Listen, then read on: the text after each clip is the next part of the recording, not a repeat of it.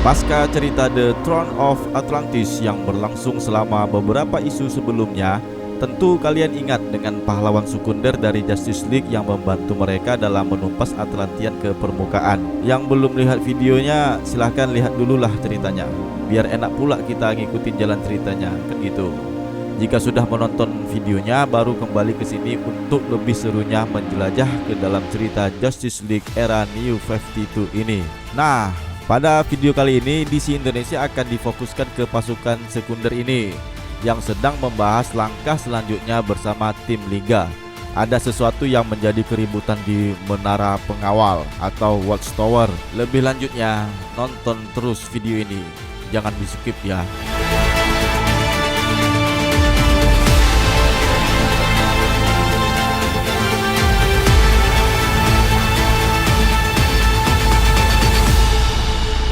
Ya, jumpa lagi dengan DC Indonesia, sebuah channel yang ada di YouTube dan yang tentunya akan selalu membahas komik dari superhero DC. Tidak hanya itu saja, channel ini juga menyajikan konten-konten hiburan yang berhubungan dengan dunia DC Entertainment. Bagaimana? Setuju kan? Nah, jika setuju, bagi yang baru melihat video ini, kami sarankan untuk menekan tombol subscribe, tombol suka, dan aktifkan tombol notifikasinya. Dengan begitu, kami pun tentu lebih bersemangat untuk membuat konten video komik seperti ini. Dan terima kasih yang sudah subscribe, kalian luar biasa. Oh ya, follow juga akun Instagram kami ya. Terima kasih. Kali ini kita akan membahas lanjutan dari seri Justice League volume kedua era New 52, isu ke-18 dengan judul The Grid yang diterbitkan pada 20 Maret 2013. Dan inilah ceritanya. Di Pittsburgh ada dua orang remaja SMA yang sedang berdiskusi. Salah satu yang berkulit hitam bernama Jason Rush dan yang berkulit putih bernama Ronnie Raymond. Mereka berdua adalah Firestorm. Ya, Firestorm ini dua orang jadi satu karakter hero. Ronnie bertindak sebagai kekuatan dan Jason yang mengarahkan kekuatan. Tapi Ronnie lah yang lebih banyak perannya dalam sosok Firestorm ini. Oke, lanjut. Mereka berdua membahas masa lalu mereka, yaitu seorang penjahat yang bernama Bloody Banner. Tiba-tiba panggilan untuk mereka yang menyebutkan akan membantu mereka jika mereka membantu yang menghubungi mereka. Oke, kemudian ada Black Canary dan Zatanna. Zatanna yang sedang asik menampilkan aksi panggung sulapnya itu juga dihubungi oleh yang menghubungi mereka untuk sesuatu hal yang penting. Yang menghubungi mereka semua adalah Cyborg. Di Menara Pengawal, para Liga sedang membahas Superhuman yang dihubungi Cyborg. Cyborg menyebut jaringan yang menghubungi para manusia super itu dengan nama The Grid. Mendengar penjelasan itu, The Flash baru mengerti dengan munculnya para manusia super yang dihubungi oleh Cyborg. Dia pun bercanda dengan sindiran yang halus kepada Aquaman pasca beberapa waktu yang lalu di Throne of Atlantis-nya Aquaman. Superman dan yang lainnya pun sepakat untuk merekrut pasukan sekunder Liga untuk menjadi tim di Justice League. Dengan kata lain, ya, Justice League memanggil anggota sekunder itu untuk melihat apakah mereka layak bergabung dengan barisan mereka. Esoknya, para pasukan sekunder tiba di Menara Pengawal.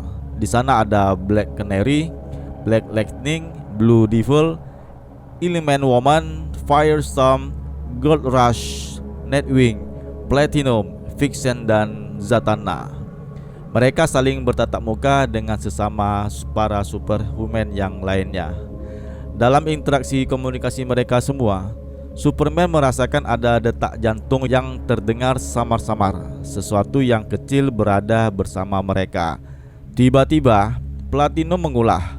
Platinum ini, dia adalah robot superhero dan anggota dari Metal Man. Dia diciptakan oleh Dr. Will Magnus dengan menggunakan responsometer yang membuat logam cairnya dengan kemampuan untuk mempertahankan bentuk padat. Oke, lanjut ke cerita. Ulah Platinum ini, dia mulai menyerang Firestorm. Cyborg yang menghubungi Dr. Magnus pun tidak mengerti kenapa Platinum bisa kehilangan kontak dengannya. Dia menjelaskan ada orang lain yang mensabotasekan Platinum. Sebenarnya Platinum ini lepas kendali dan seketika itu juga mulai menyerang yang lainnya, tetapi akhirnya dinetralkan oleh Firestorm. Namun sebelum responsometer itu meledak, Tiba-tiba ada seorang wanita yang berukuran kecil yang mengamankan responsometer itu.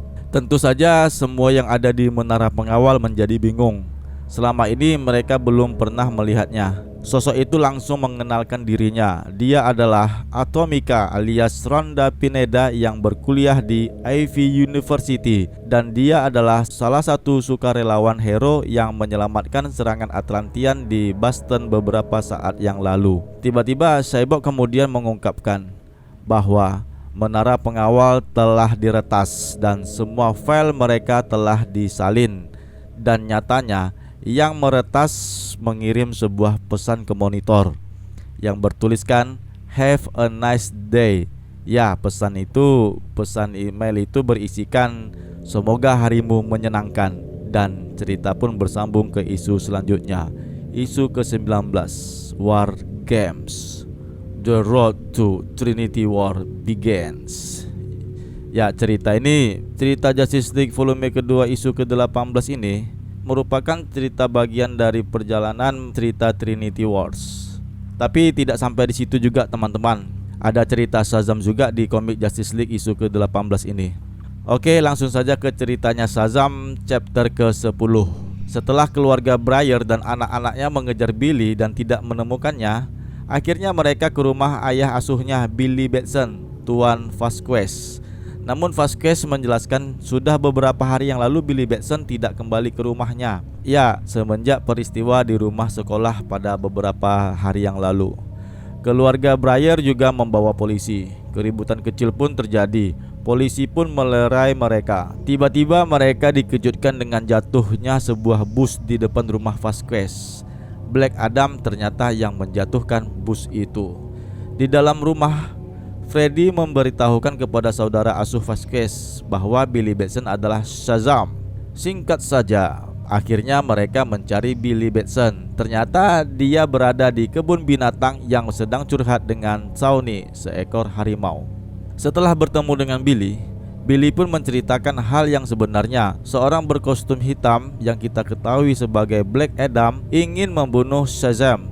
Setelah panjang lebar menceritakan hal itu, mereka pun diajak Billy ke stasiun kereta bawah tanah yang pernah membuat Billy tiba-tiba berada di Rock of Eternity. Disitulah dia mendapatkan kekuatan Shazam.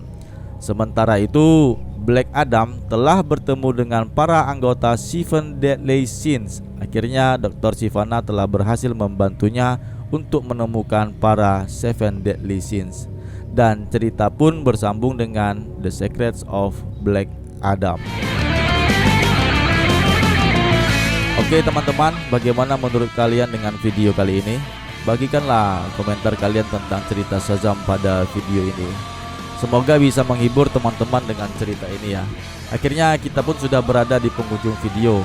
Jangan lupa tekan tombol suka, subscribe, dan aktifkan tombol notifikasinya agar kalian mendapatkan lanjutan cerita pada video komik ini. Dan salam DC Indonesia, karena kita pecinta DC dari Indonesia.